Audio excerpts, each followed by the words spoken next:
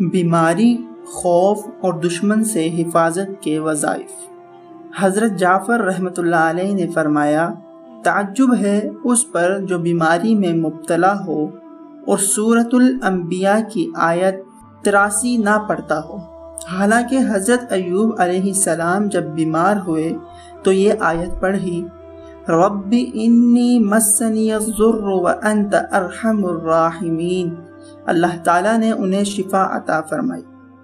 تعجب ہے اس شخص پر جو کسی بڑے غم یا مصیبت میں مبتلا ہو اور وہ یہ آیت لا الہ الا انت سبحانک انی کنت من الظالمین نہ پڑھے، حالانکہ حضرت یونس علیہ السلام نے پڑھی اور اللہ پاک نے انہیں مچھلی کے پیٹ سے نجات دی۔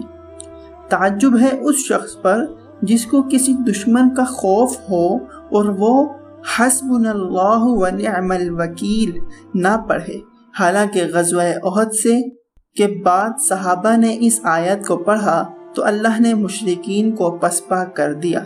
تعجب ہے اس شخص پر جو دشمنوں کے مکر و فریب میں الجھا ہوا ہو اور یہ نہ پڑھے، وَأُفَوِّضُ أَمْرِي إِلَى اللَّهِ إِنَّ اللَّهَ بَصِيرٌ بِالْعِبَادِ۔